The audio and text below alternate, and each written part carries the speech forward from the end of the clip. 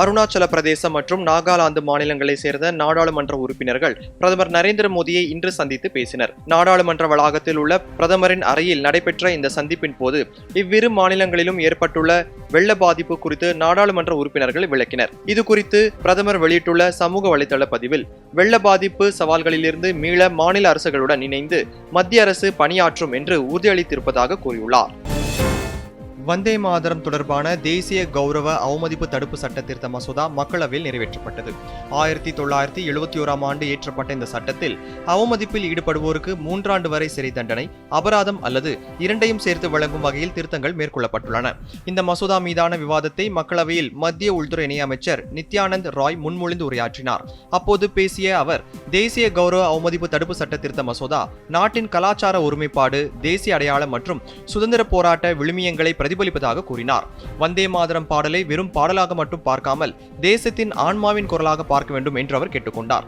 வந்தே மாதரம் பாடல் சுதந்திர போராட்ட வீரர்களின் ஊக்கசக்தியாக திகழ்வதாகவும் பெருமிதம் தெரிவித்தார். காவிரியிலிருந்து தமிழகத்திற்கு 3500 கன அடி வீதம் 15 நாட்களுக்கு தண்ணீர் திறக்க கர்நாடக அரசுக்கு காவிரி மேலாண்மை ஆணையம் உத்தரவிட்டுள்ளது.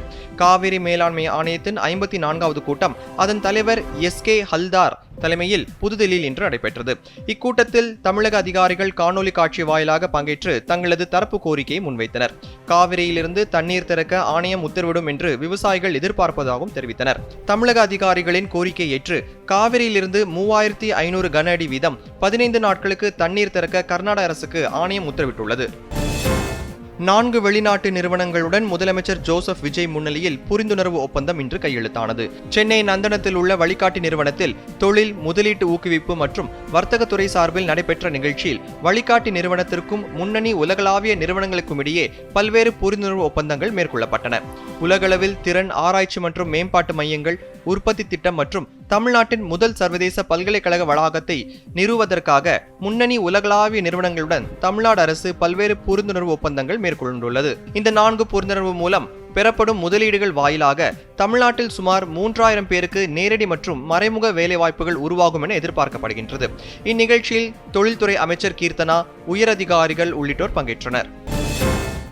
பஞ்சாபில் பாராமெடிக்கல் தேர்வின் போது வினாத்தாள் கசிந்த விவகாரத்தை கண்டித்து புதுதில்லியில் பாஜக சார்பில் ஆர்ப்பாட்டம் நடத்தப்பட்டது.